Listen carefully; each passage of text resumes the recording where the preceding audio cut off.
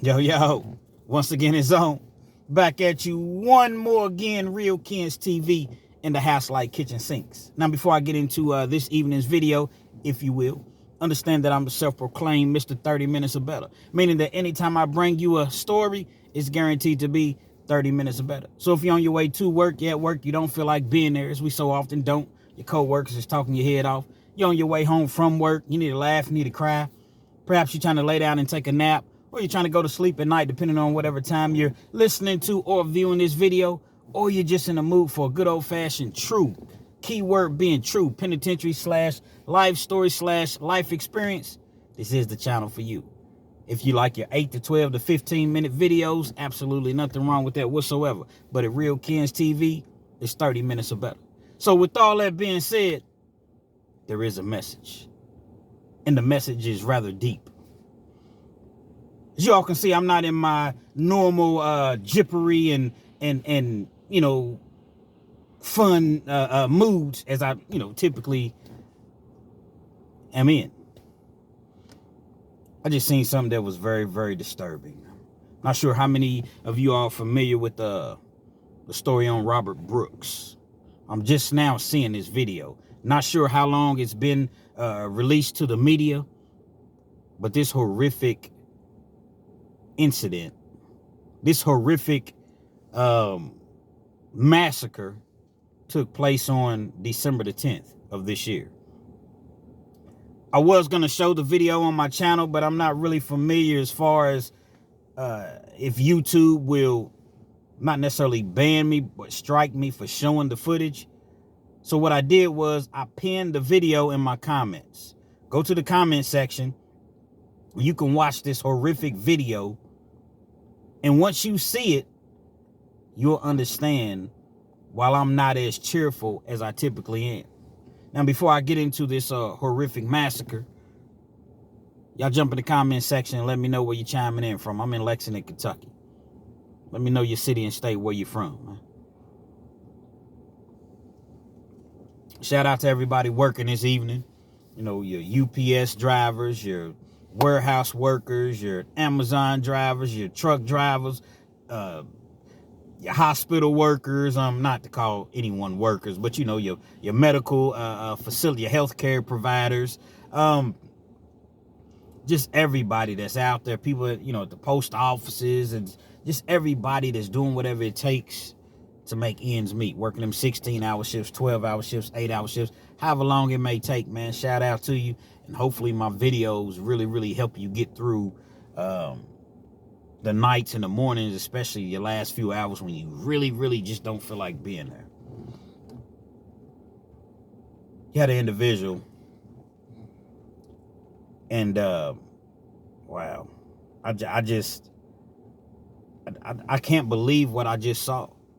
Actually, I can believe it, but when you see this in person, not actually but when you see it for yourself with your own two eyes,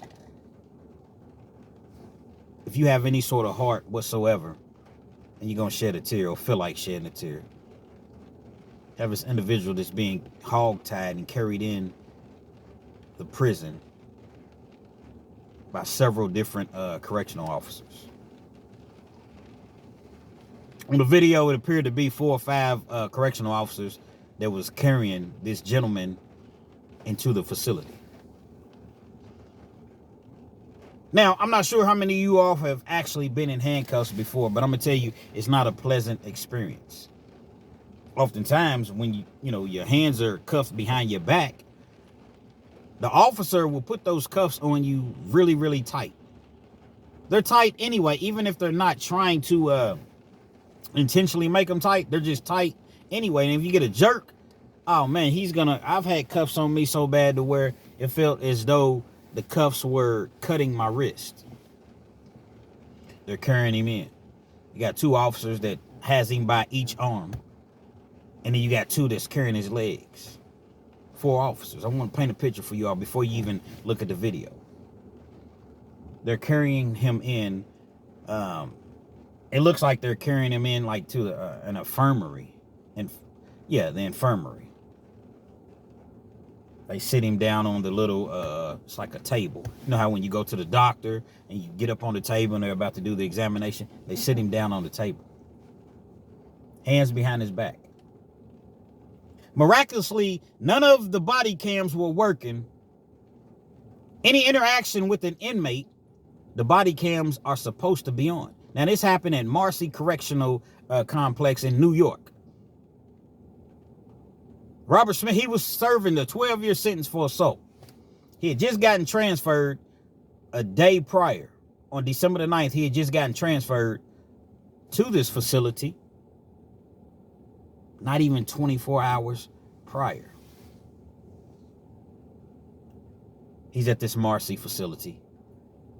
And although the correctional officers thought that their body cams weren't on, what they didn't understand was that the body cams were still recording. It just didn't have audio. That's the only reason this horrific massacre, outright murder, was recorded. As I mentioned, the officers, they sit him on the table. He's sitting there, not saying a word. No, there's no audio, but you can clearly see that his lips are not moving. He's not saying a word. As I mentioned, it was 4 or 5 officers that carried him in. Then there's other officers in the room as well. All white officers. This gentleman was a black gentleman. He's sitting on the table. One of the officers just fires on him, punches him in his face. Proceeds to punch him in the face, and once he punches him in the face, he can't defend himself. He can't take his hands and cover his face up. He's just taking straight shots to the face. You had other officers, instead of saying, hey, come on, man, he's had enough, man. No, don't do this. What do? They follow suit. No one intervened. They follow suit, and they start punching him, hitting him in the ribs, hitting him in his chest, his kidneys, his face, punishing him. He falls back on the table, hands behind his back. They commence to beating him. I'm talking about, he's a big officer. He's country-fed son bitches. They ain't no little dudes. They just drilling him. One officer, he starts to kick the gentleman. Another officer takes his shoe off and just starts to beat him. He's laid out. The inmate's laid all the way out. Officers are still just pounding on him. 4 or 5 officers. Got other officers that's just standing by. A couple of them are smirking. I guess a couple of them are they're on guard, looking out, making sure no one came in. They picked this gentleman up by his collar. Picked him up by his collar. It looked like it appeared as though his body was lifeless, breathless. Started choking him out, banging him up against the wall, what have you. Start beating him some more, man. Continue to beat this man. He was unconscious, clearly. It didn't matter. If y'all see this video, you'll see exactly what I'm speaking of. I'm not exaggerating one bit. Matter of fact, I'm probably not telling exactly what they did to him. Again, no one attempts to intervene. Beating him. Then they realized that, I guess, the medical team were coming, the nurses or what have you. They strip him, pull his clothes off. He's laying on the table, breathless, lifeless. He's busted up. I can imagine probably ribs was broken and internal bleeding and all the internal damages that these officers caused while they were just beating him and beating him and beating him. Next day, he's pronounced unalive at the hospital. Upon investigation, there's 13 individuals. 13 individuals that are held, actually, I believe it was 13 that was suspended without pay, and the other individual resigned. Now, although they may not have been the ones that were actually, participating in the beating, they never tried to stop it. Now, when I say they, I'm speaking about the other individuals that you may not have seen in the camera, or that you didn't see beating this gentleman until he was totally lifeless. Oftentimes, man, I've heard people say, Kens, why are you so... It feels as though you've changed, but you don't have a respect for authority. Yeah, people have said that to me. Why do you seem to have such a problem with the police, with correctional officers, with authority, period? It's not that I have a problem with authority. It's not that I have a problem with police. It's not that I have a problem with correctional officers. But what a lot of people don't tend to understand is this has been going on for years. It's just now finally getting out to the media because of social media and because of cameras. This has been going on for years. They've been beating us. They've been killing us. And nothing ever happens. Why? Because it's their word against ours.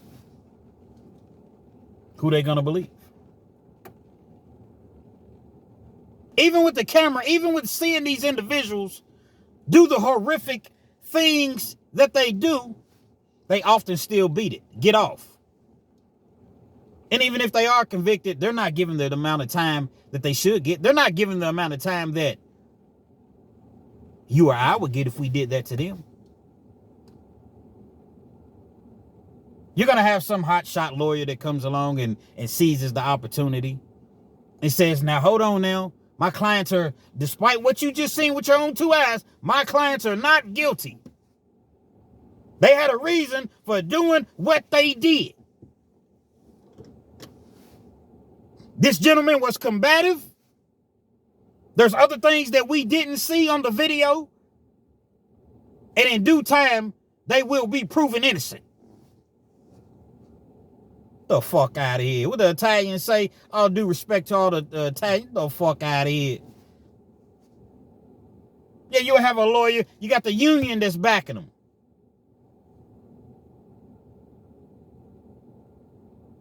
These officers, Paul Harvey once said, and I've quoted this a few times, the great Paul Harvey. He once said, you want to see the real true scum of the earth? I mean, the motherfucking scum of the earth.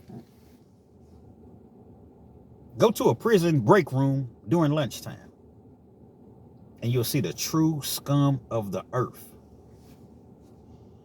See, I don't respect police. Now, when I say I don't respect police, I know that we have to have police.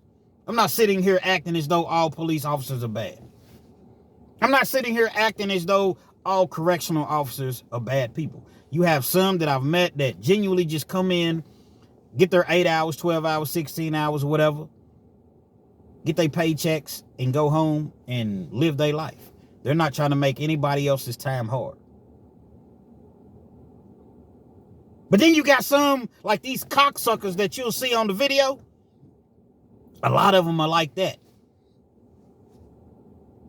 There's just no proof. Beating a man senseless, beating a man to death, and we're sitting around laughing about it, smirking about it. Happens every day in the penitentiary system throughout the United States. I don't even know about outside of the United States, but inside of the United States, that happens every day. Unfortunately, it's not always cameras. And then when the investigation is held, guess what? They take up for each other. It's internal, it's the blue uniforms. They all stick together. Why wasn't your body cam on? Oh, well, unfortunately, it wasn't working. And it's always an issue with the body cam working. So you have these officers, man, and they have a right to kill. And they know it. They feel as though they can literally do anything to you. And the union is going to back them. They'll get their pension. They may or may not be prosecuted, and life will go on for them.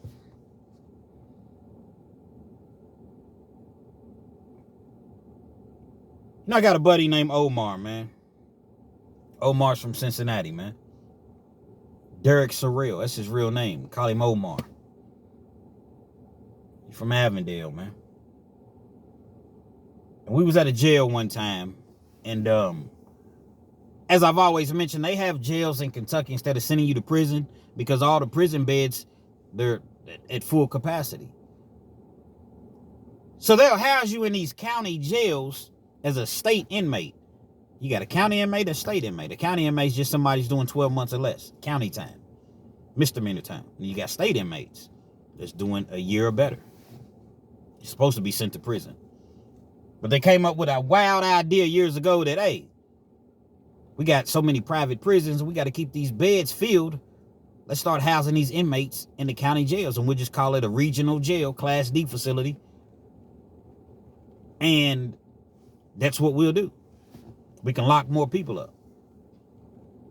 By the times they send you to these towns, to these racist towns in eastern Kentucky, and they're not used to dealing with blacks. That's just keeping it all the way real.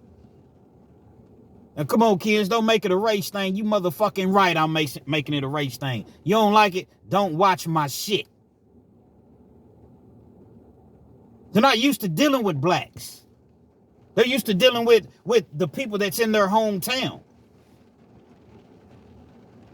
So now you have a facility that holds 200 people, and you got 5 or 6 black dudes in the facility. I've been there. I was locked up when Obama got arrested. I was in them cells, and there was only 3 blacks in the particular cell I was in, and you heard the inmates running up and down the hallways, nigger! And you see the COs laughing. I was there. And there's all type of jails like that in the eastern part of Kentucky, just Kentucky, period. But I'm just mainly speaking about the eastern part of Kentucky. And it'll be 2, 3, 4 black dudes there, and everybody else is white. How y'all think I learned country music? Because I wanted to learn it. Actually, I kind of like it at this point. Certain songs. But the point that I'm making is that's all they play all day. They take BET off. They take ESPN off. Because you can program what channels that you want on. You know, they got like the satellite or whatever. They take BET off and add 2 more country stations. On top of the 2 that they already got. They take VH1 off and add rock and roll.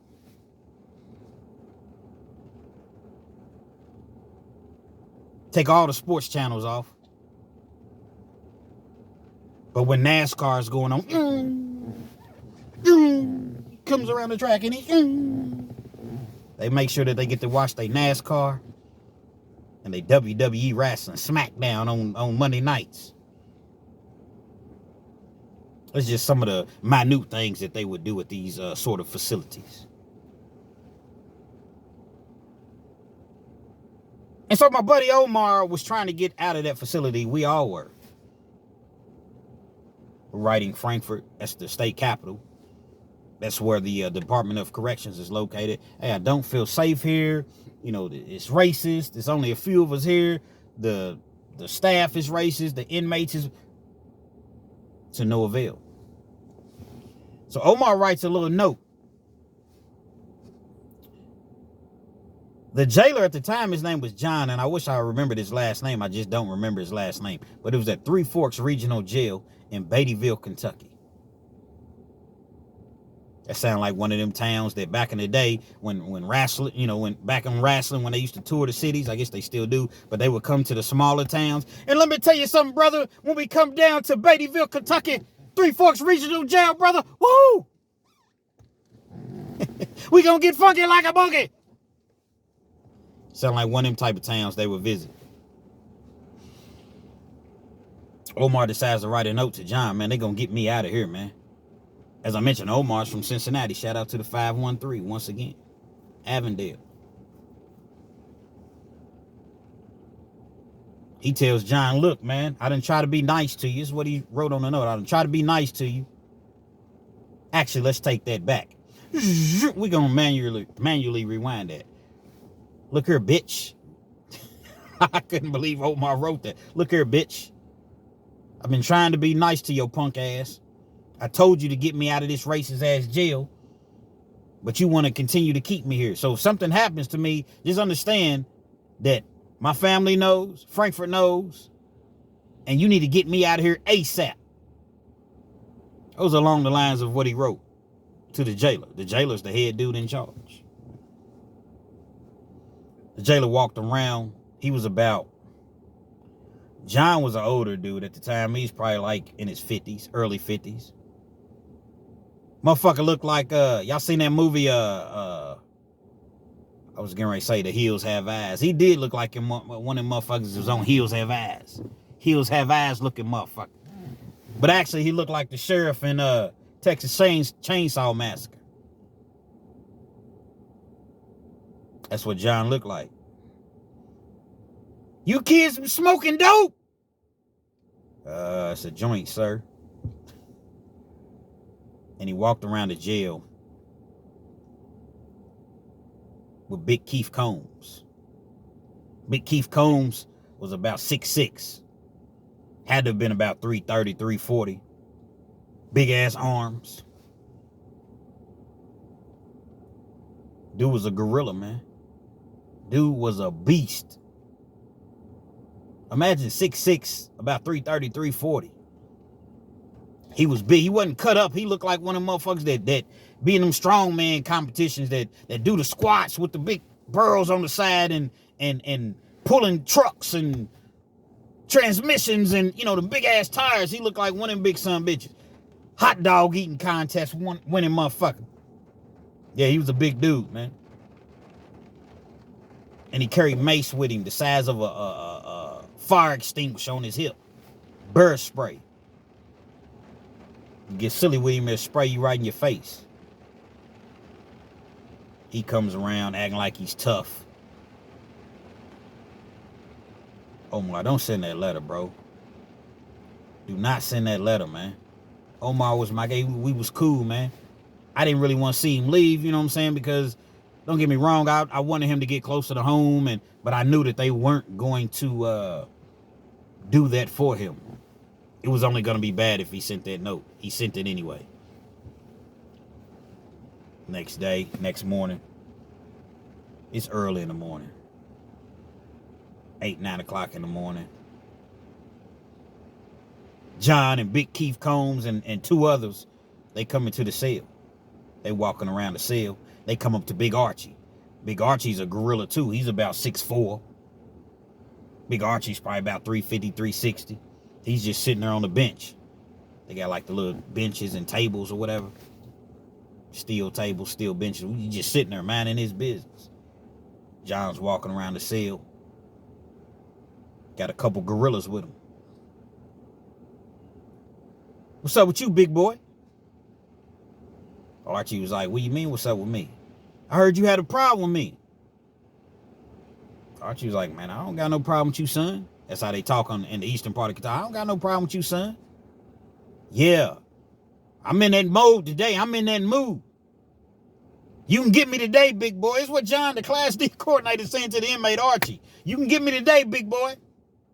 I want you bad. I've been wanting you bad anyway, big boy. So Archie's looking at him like, man, I ain't got no problems, man. Yeah, that's what I thought. So he's walking around the cell. They get to Omar's bed. Oh, what's up with you? You a rapper, right? You let me hear you flow. Let me hear you spit something. He didn't say spit, but he probably said, but we gonna go along with it. Let me hear you spit something. You got your little note. It was humorous. Next thing you know, Big Keith Combs grabs Omar by the neck. He grabs Omar by the neck. Now, let me tell you about these Cincinnati cats. And not just Cincinnati, but up north, Ohio, these dudes know how to fight. See, we came up in Kentucky playing basketball, football, baseball. Not saying that they didn't. I'm not saying that, so there's no disrespect whatsoever. But I know a lot of them guys from up north, they know how to throw them hands, man, because they box. They came up boxing, a la Adrian Broner.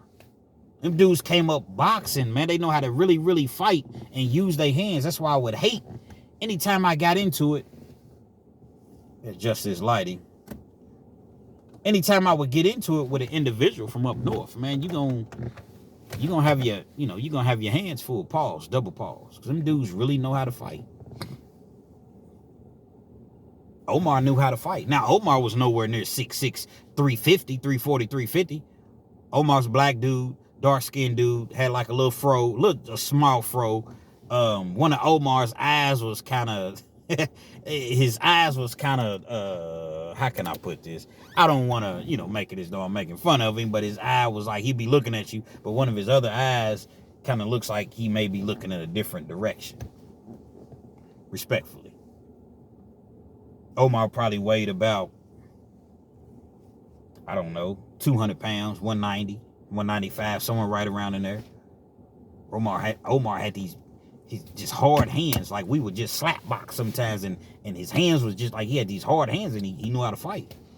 I seen Omar whoop a few dudes, man. He was fighting a dude one time that was about 6'4", and dude was working with Omar. And Omar, man, got inside and caught him with an uppercut. Good night, sweetheart. Well, it's time to go. Omar put him to sleep, man, with an uppercut. A street fight, a jail fight. Omar knew how to use his hands. Couldn't get away from Big Keith, though. Big Keith Combs had him by his neck. Roughed him up, hit him a couple times. Other officers hit him a couple times. You got a problem, boy? You got a problem with the way we do things around here, son? This is John, the jailer I was telling you about. Omar's on the table. He's fighting for, he's trying to get, what's the wrestler's name where he grabs you by the neck, and once he grabs you by the cane or whatever, was it Kane? I ain't really get into all that wrestling when Kane and all them guys. But he had him by his neck and he couldn't break free. His back's on the table, his feet's in the air. You got a problem, boy? Huh? You got a problem? Look at you now. That's how he talks. Look at you now. You son of a bitch.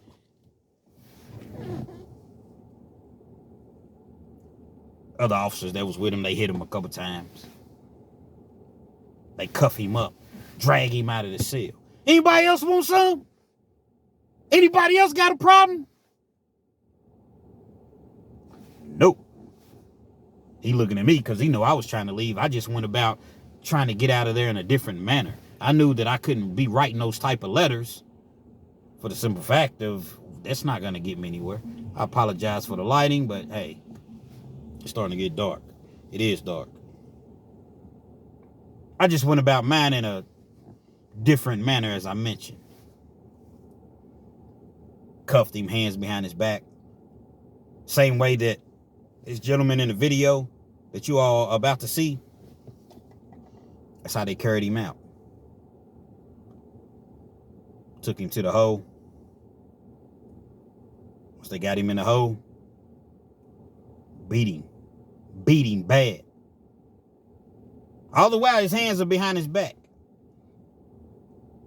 You got 3-4 officers beating one inmate. He don't got no shoes on.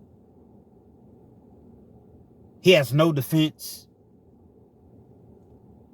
They beat him up. Once they beat him up, they turn around and spray him in his face with that hot mace that they got, that bear spray. He's screaming. You could hear him screaming from the hole. That's how loud it was. He's screaming. They won't give him anything for his eyes to help flush out his eyes. See, when you get sprayed, I got sprayed a couple times. When you get sprayed, water is not the best thing that you can use. But yet, you would want to use water because it's just a natural reaction. It's a natural reaction to want to, put water in your eyes. Beat him up, as I mentioned. Kept him in the hole for like a month. Kept him in the hole for a month. No phone calls. No rec. No visits, although his people weren't coming to see him anyway. No mail. If anybody wrote you, they weren't giving you your mail. If you try to write and send mail out, they was going to keep your mail. So by the time Omar got out of the hole, he had healed up. All his wounds were gone. The emotional scars, the hatred was still there on the inside. But as far as his wounds, they were gone. So who do you tell? You can tell whoever you want to tell, but how do you prove it? It's your word against theirs. Surprised they didn't unalive Omar, man. I think if it wasn't for Big Keith Combs, because he had somewhat of a heart, believe it or not. That big son of a bitch, they could have stomped Omar to death, man. Situations like that don't always turn out how they turned out for Omar. Omar got back out of the hole. He ended up taking a couple more trips back to the hole because he was like, man, I told your punk ass, get me out of here. And they beat him up a couple more times, threw him in the hole, let him heal up, and let him back out. The point that I'm making, the point of me telling you all this is, as I mentioned previously, this has been going on for years. This was in 2008. You got these racist cops. You got these racist correctional officers that are allowed to treat you any type of way depending on how they feel when they come to work that day. And they take it out on the inmates. You would never say these things to me if you see me on the streets, big boy, tough guy. But because you got that badge on and you know the people are backing you, and you know that you can just put an inmate in some handcuffs, like they did the gentleman on the video. Oh, they was real tough. Laughing, hitting him, kicking him, making a mockery, taking their shoe off like they was whooping him. They were whooping him. You all didn't just hit him a couple times, in which that wouldn't have been appropriate either. He's on the ground defenseless, and they're just pounding him. And so when you ask me, kids, why do you have a problem with police and correctional officers and authoritative figures? This is one of the main reasons, because I've seen it. I've been around it. Luckily for me, I've never really had them. I've had some get smart with me, run their mouth. Just luckily, nothing ever happened. In these prisons and these jails, behind these walls, anything goes. And you got some stupid motherfuckers that'll say, well, don't get locked up then. Don't sell dope then, kids. Now, while that may be true, doesn't mean that you deserve what you get when you go to jail. Now, I heard one person say, well, maybe, this individual was serving a 12-year sentence because he had stabbed his girlfriend, his ex-girlfriend. I don't know if she was trying to leave him. I don't know if he caught her doing some things that she shouldn't have been doing, but nobody deserves to be stabbed and harmed. So some people will say, well, that's karma. The thing is, it's not up to correctional officers to give payback, or police officers.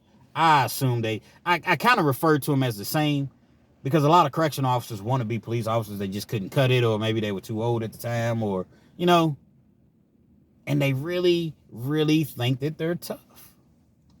That's why I laugh at. I don't got no respect for them cocksuckers.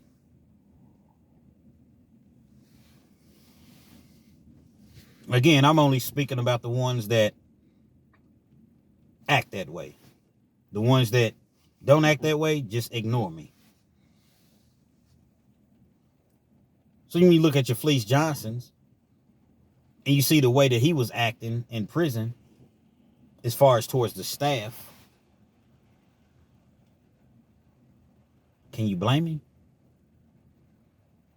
Can you blame Fleece the way that he acted when he was in prison, man? These dudes will kill you. I mean, proof is in the pudding.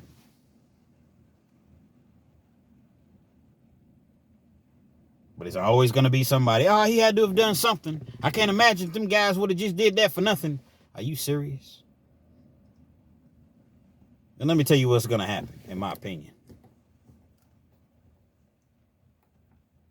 as I mentioned, you're going to have the union that gets involved, which they're probably already involved.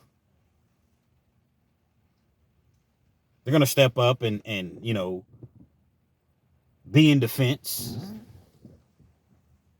Y'all got to excuse the noise here. I got to make sure my car. Oh, I see why my lights are going out, because my cars went dead. Wow. Well, we just going to rock out. The car went dead. My battery. I'm at home, though, so it doesn't matter. I'm going to get a jump. You got the union.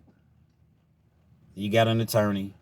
They're all going to, you know, get involved and somehow try to get these guys out of what they just did. So many times you see officers on camera. So many times you see these officers on video, and it's blatantly obvious what they did, and somehow they still able to beat it or come out of it with little to no time. Somehow, some way. It's sickening.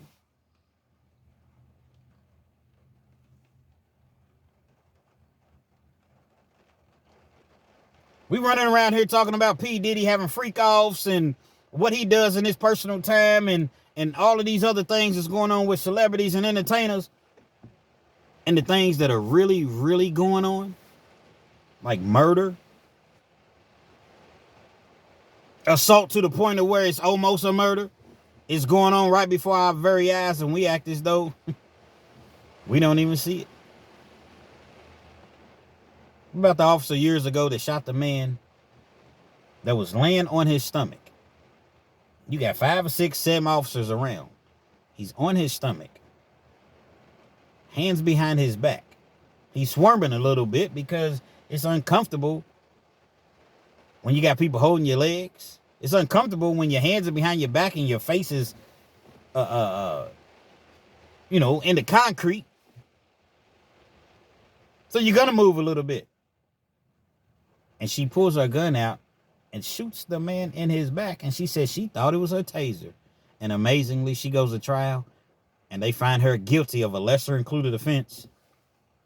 And she gets 2 years. What about Breonna Taylor? That was in her own house. Not bothering anybody. No knock warrants. Police kicked the door in. Her boyfriend, he don't know that it's the police. All he knows is somebody just kicked the door in. He's trying to defend their home. The man is supposed to be the provider. The man is supposed to be the protection, right? He's trying to protect the home. Police get the firing. Unalive Breonna Taylor. What happens? Nobody's charged. What happens? Officer resigns with pay, probably, and goes a couple counties over and gets another job as a police officer.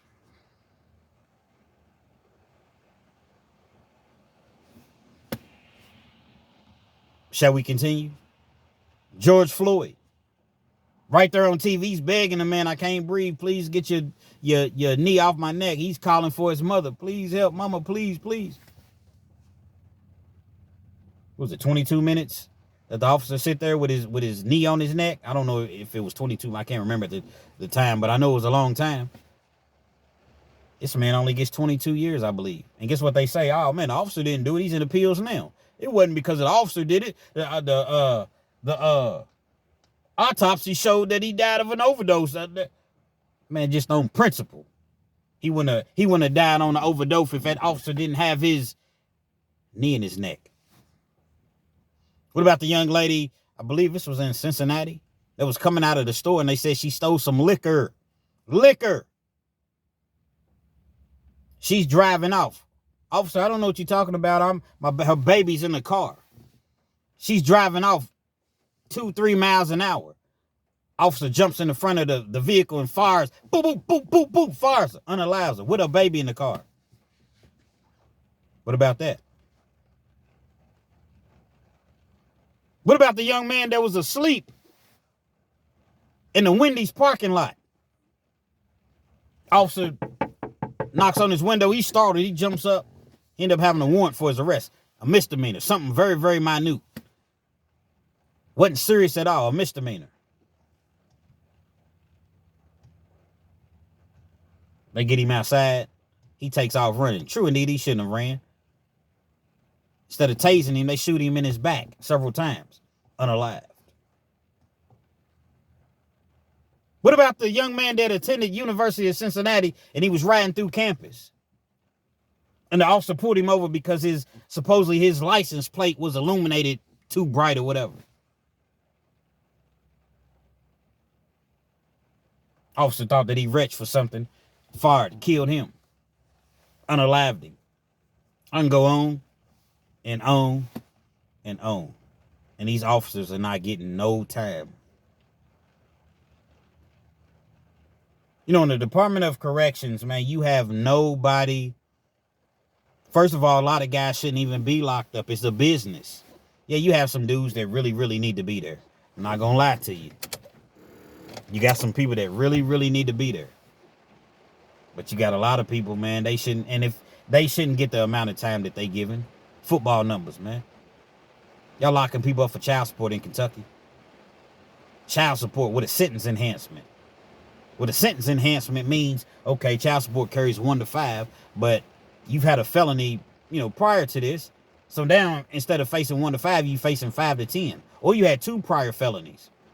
So now you're facing 10 to 20 for child support and a sentence enhancement. I'm facing 20 years, man. I got to plead out to 7 years. Send you to the joint. 7 years child support. You go in Walmart, you steal. Now it's $500, but back in the day, it used to be $100 worth of items, and it was a felony.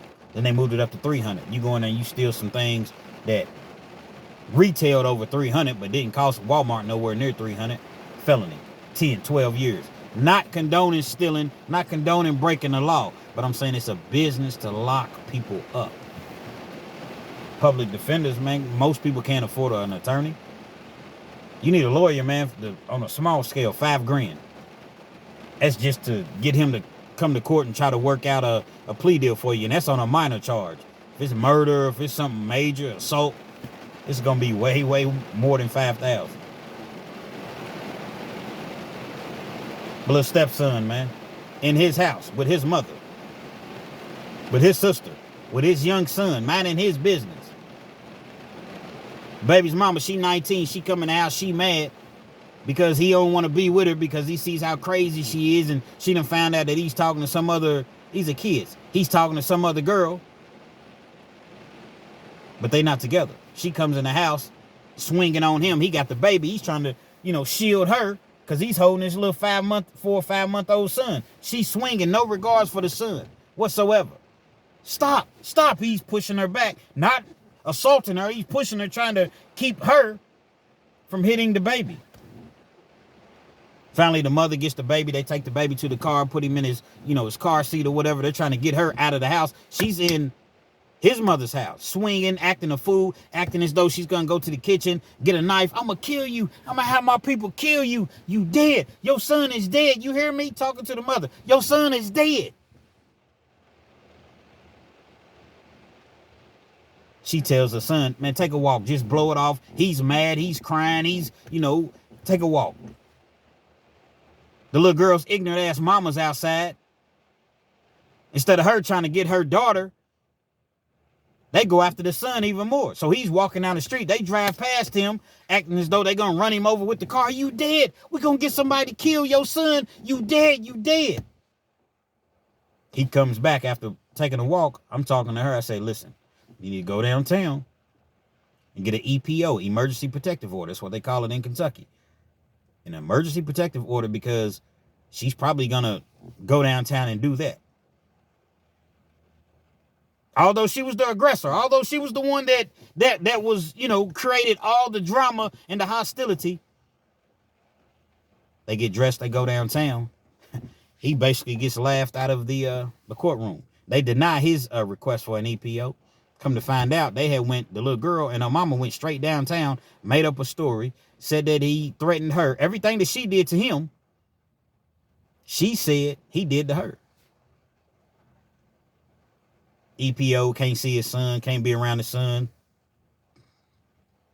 can't be around her, which sure that he doesn't want to.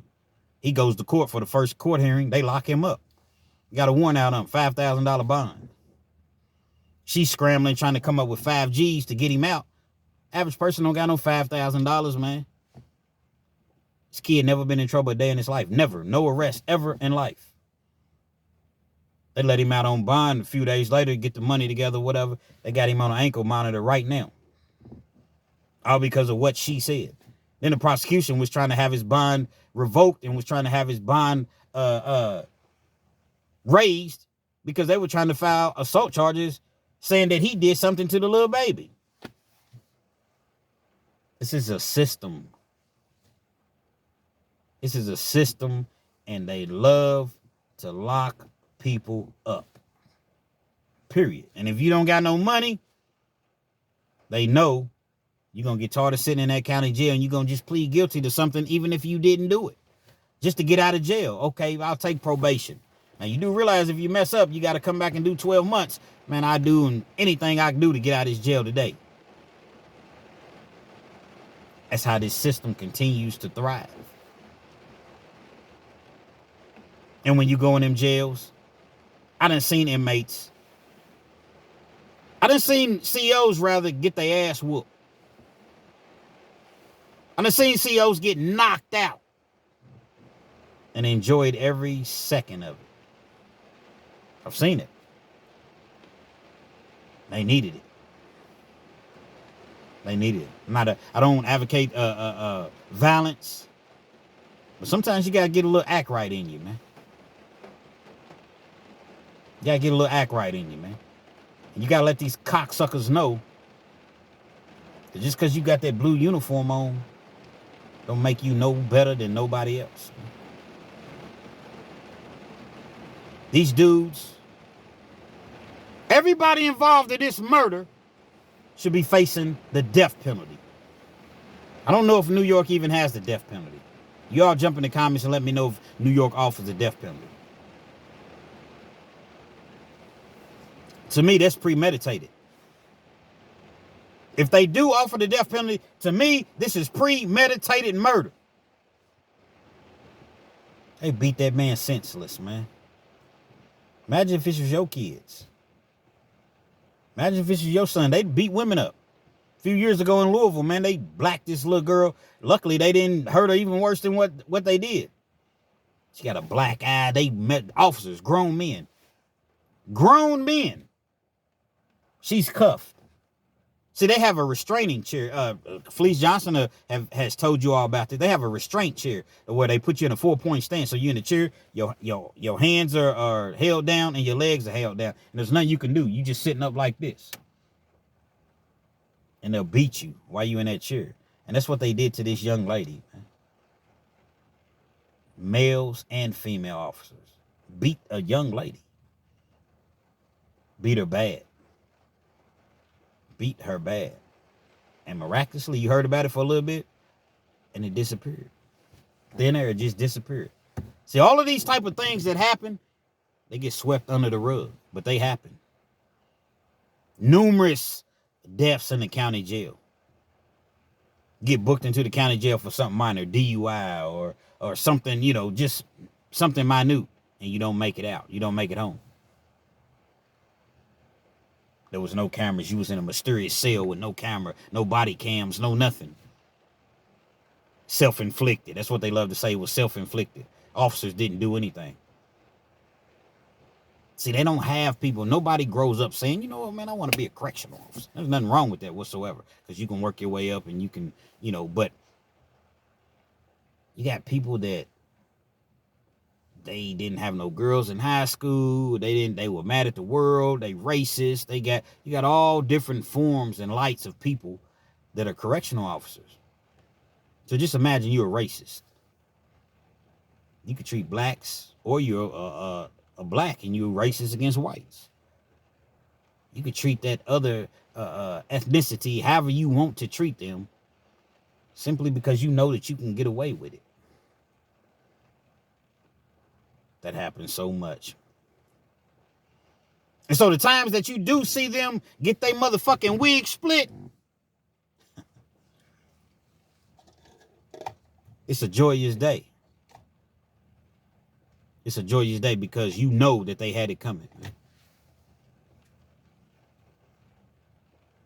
I definitely want y'all to go check this video out before my camera's about to go dead. I see the lights turning out. My car battery done went dead. So y'all check this out. And y'all jump in the comments and let me know what y'all think. If y'all never shared any one of my videos, please share this video. I'm asking every last person that views this video to share this video for me, man. Because this needs to get out and everybody needs to see this. We're 2 weeks removed from this, over 2 weeks, and I'm just now finding out about this, and I'm on the internet daily. Real Kens TV. Hopefully you all like the video. Feel free to comment. Definitely share. Definitely share. Subscribe to the channel if you're not already subscribed. And be sure to hit that post notification. Anytime I bring you this action and this heat, guess what?